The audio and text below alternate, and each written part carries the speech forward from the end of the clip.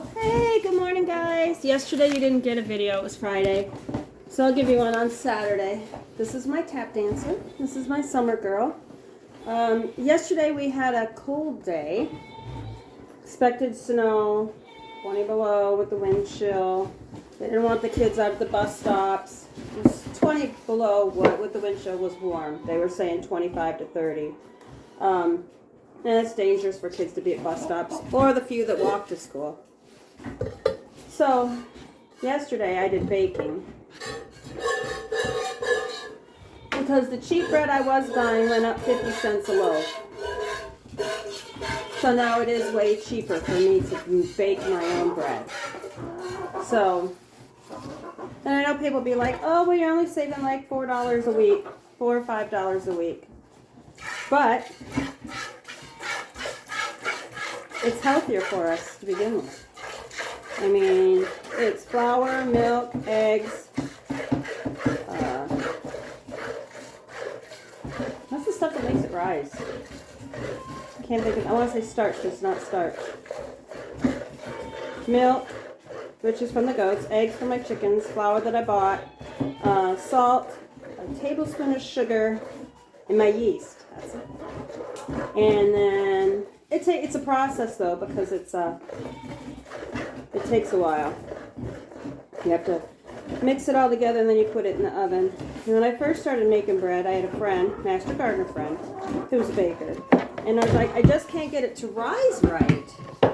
And she's like, well, the secret is you take a pot, you put it on the stove, and you boil water in it. Oh, really? You made me spill. You made me spill a bunch. And then once you have that water boiling, you put it, you don't take the lid off, you leave the lid on. Put your bread that you want to rise in the oven. Don't step off it. And you put the water in the bottom rack, the bread on the top, or, middle. And you open up the boiling water. And what it does is it raises the humidity and the heat just enough to get your bread to rise properly. So, I made 2 loaves of bread. Oh, honey, why would you do that? It wasn't on purpose, I know. And, so I made the bread, and I've been craving sloppy joes, and my husband doesn't like the manwich mix, which is good because we don't eat processed food anymore. But the last time we had sloppy joes was, oh my God, I'll bet 15 years ago, because he just hated the manwich. So I decided that I would look up recipes, and I made my own with tomato paste, or tomato sauce I made, my dehydrated green peppers, which I'd already done. I rehydrated them in hot water and put them in my little food processor thingy to get them nice and chipped up small. Onion from our garden. And some spices. Cooked up some homemade sloppy joes on homemade rolls. And oh my God, those are the best rolls I've ever made in my life. Now I'm worried that I won't be able to make them again like this. Just poofy like this. They were so yummy, sweetheart. So I got up this morning and I had a dozen in a bag on the counter. So when I got up this morning, they were all gone. We had eaten the entire dozen rolls. I think it made like 18, so I had 6 more in the freezer. I took those out this morning. But I'll probably make more today. Because again, it is freezing cold, blowing. When I was loading the truck with the hot water to bring out here to put in the water. I mean, I have water out here, but if I put hot water in the bucket with their warmer water, I put water in here. So it's like room temperature. It's not as cold as when it comes out of the ground. I find that there's less chance of it freezing. Hence why sometimes you'll hear my teapot behind me. Those electric hot water. You can't, some of them have the things to put the tea in, but this just boils the water. Not quite a gallon. It'd be nice if it was a gallon. And I made some Mexican cheese yesterday. Yesterday was kitchen day. And I think, though, if you're going to become more self-reliant, you're going to have kitchen days. Because I like to watch Holler Homestead.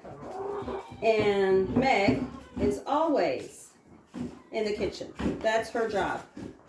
So she does a lot of food, cooking and prepping and all that stuff that you have to do. Because you're not just going to go to the store and buy stuff. Ooh, I am roasty. This is soaking wet. Which is a shock because, oh, you ate that whole container. My goodness, you piggy. Well, you don't have to worry. I'm not going to take it away from you. I'm way over here.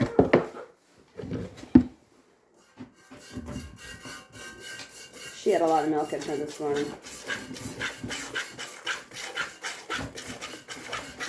But, yeah, so I don't know his name. That's weird. Anyway, Meg is normally the one in the kitchen doing the cooking and the preserving and the dehydrating. I don't see her do a lot of dehydrating. I'm huge into dehydrating. I find it takes up less space. You know, it's much easier. I don't mind pre-planning enough. But when I cook stuff in the crock pot, it's easy for me to just simply throw it. I need another container already, and I didn't. I emptied out something else instead of the one I should have emptied. Hey! Oh no! Oh no! Oh no, Summer! Oh no! Oh, I gotta take my hat off now.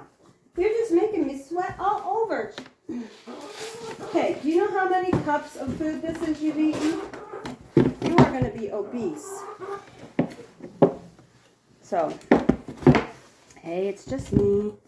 It's just me. Hey. Hey, shh. I'm going to loosen the necktie a little bit. I think it's maybe too tight on her, and that's why it's making her get so stressed, because she really is like locked in place.